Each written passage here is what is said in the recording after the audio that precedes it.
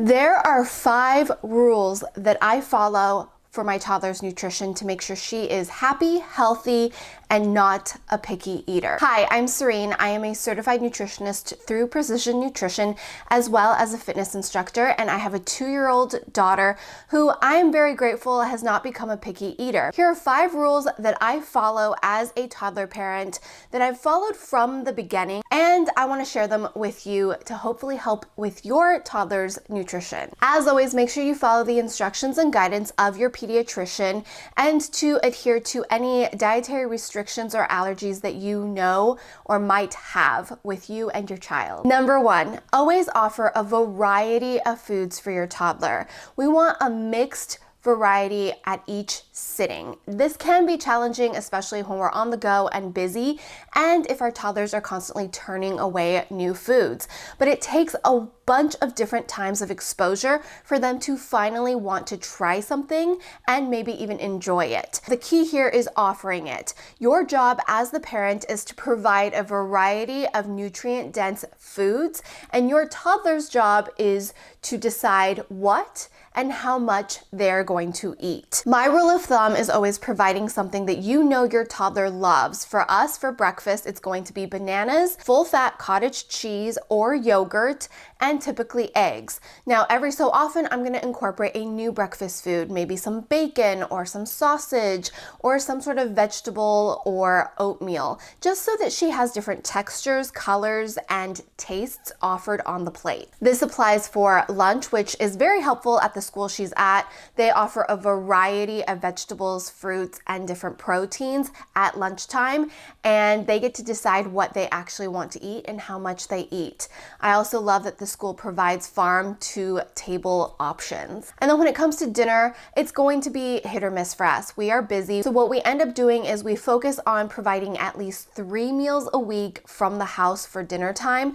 And the rest of the time we wing it at restaurants. And when we are eating out at restaurants or at Disneyland, because we do go pretty often, we rather her eat and feel full. So we're going to order things that we know she's gonna like salmon, mac and cheese, and noodles. We also will get some side of broth or something that has a little more nutrients to it so that she has that as well with her dinner. You'll also notice that whatever foods you tend to gravitate towards and eat and model, especially as parents, is what they're going to try. So the more you eat in front of them and the more variety of foods you eat in front of them, the more willing they're going to be when trying a new food. Rule number 2, minimal snacking throughout the day, especially before mealtime. Now, this is not a popular belief and not a popular practice, but we actually aren't a very big snacky family.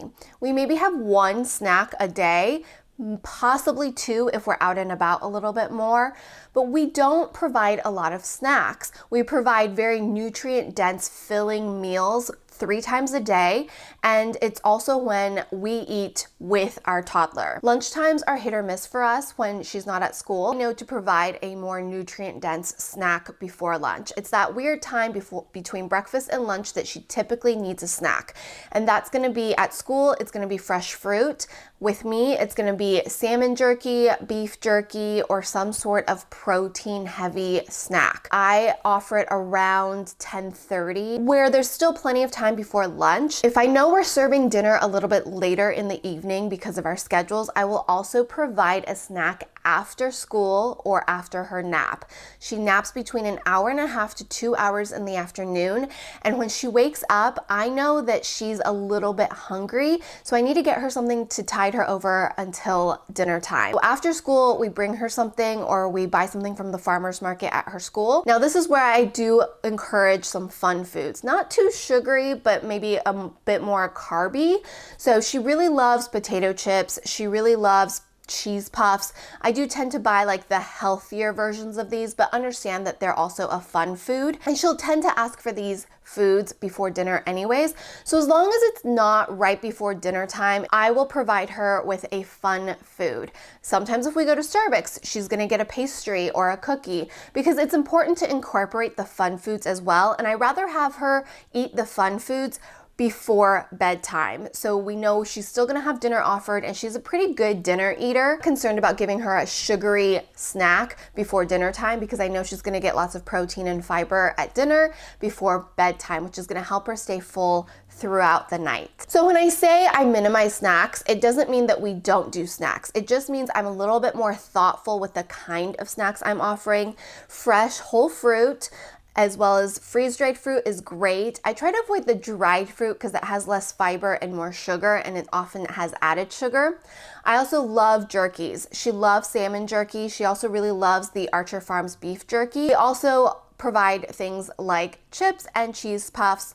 Occasionally Pirate's Booty. I don't love Pirate's Booty, but it is a fun food that we bring with us to the park or Disneyland. You cannot be upset at your child if they don't eat at meal times because you're constantly providing snacks for them anytime they want to eat. So I don't recommend them go hungry, but definitely offer foods at a consistent time throughout the day so that they know they're going to get 3 square meals and a couple snacks at thought out time frames so that you're not spoiling their meals and they're also not constantly eating where they don't want to sit down and have a full meal. Rule number 3, we have always sat down at least once a day for a meal, whether that's breakfast, lunch, or dinner.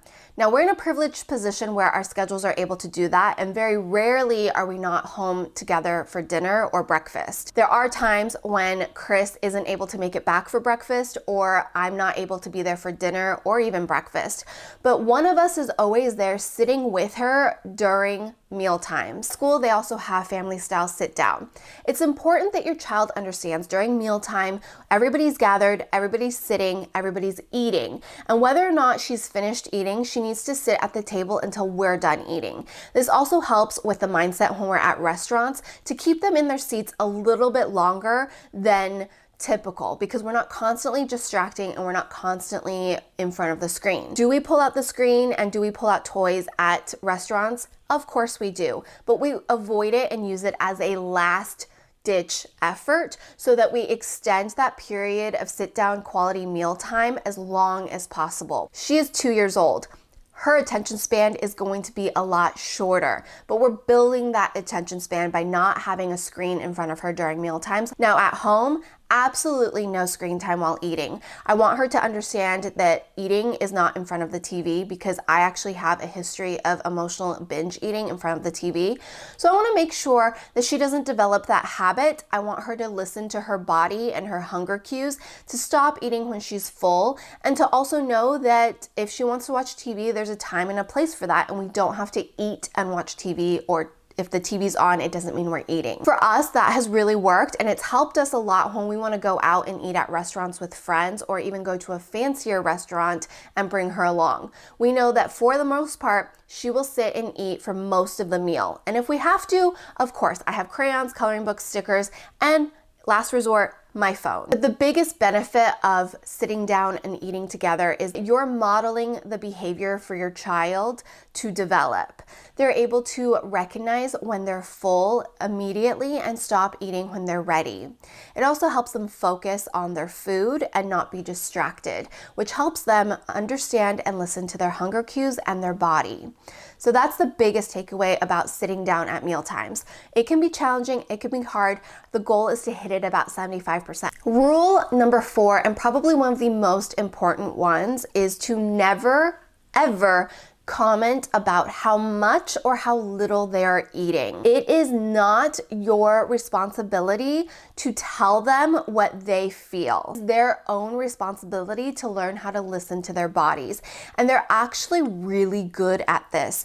The problem with us telling them or commenting on how much or how little they eat is they start listening to the external cues of how much they should be eating versus listening to their internal cues. And as a certified nutritionist who does work with clients to help them with their relationship with food, most adults I work with, in fact, I would say almost every single adult I have ever worked with has a difficulty understanding their hunger cues and listening to their body. If we trace it back, it always comes from being at the table and listening to adults or other kids telling them or commenting on how much or how little food they're eating. We do not want our children to start listening to outside voices to tell them how much or how little they should be eating. And we also don't want to praise them for how much or how little they're eating, because that praise is going to start to condition them to want to please you as their parent. It's important to kind of be mindful and understand how much they're eating as an adult and as their caregiver, and know maybe they need more protein at their next meal, or they need to incorporate more vegetables and fruit. But it is not our job, and it's absolutely the opposite of what we want to do, is verbalizing that to them. That is the root cause of most disordered eating behaviors for 90% of the adults I work with. It is so hard to recalibrate our hunger cues once we become adults, because we've had a lifetime of listening to other people tell us what and how much we should be eating, and being either praised for it or criticized for it. Rule number 5, never reward using food and dessert. I do not take away dessert because she didn't eat a lot. I do not take away dessert because she's not behaving. And I never use dessert or treat foods as a reward. We want to separate emotions from food. Yes, yummy foods taste fun, treat foods are fun, and we use them to celebrate, and they're there at birthday parties and during celebratory times of the year. But by conditioning our mind to think that if you're having a bad day, we're gonna treat you with ice cream, or if you behave well, you get ice cream or cake, that starts to develop a bad relationship with food. If you want cake, you can have cake. If you want ice cream, you can have ice cream. We want to make sure that these foods aren't completely off limits, but also understand that they are fun foods that we tend to have after making sure our bodies are fueled with all the proper nutrients like fat, protein, and fiber. Once our bodies are fueled and we know it's healthy and running smoothly, it's okay and absolutely fun to have these fun foods. But it is not because you earned it, you deserve it, or that you're feeling bad and you should have it to make yourself feel better. We want to make sure our emotions are separated from the foods in that sense.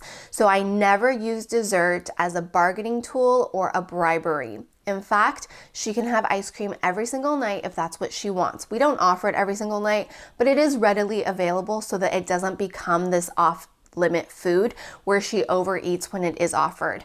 In fact, she tends to stop eating cakes and treats like ice cream when she's full, and she leaves it on the plate and goes off and plays. So that is how you help your toddler build a healthy relationship with food from the beginning. And all of these 5 tips can start as early as when you start solids with your baby.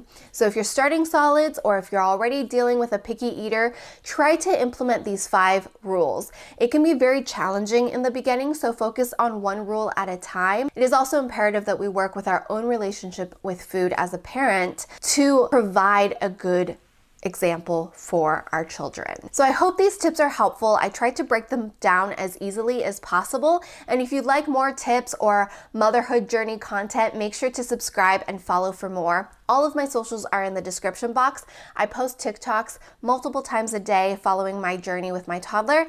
And of course, you can DM me over on IG. And I will see you guys back here next Sunday. Bye.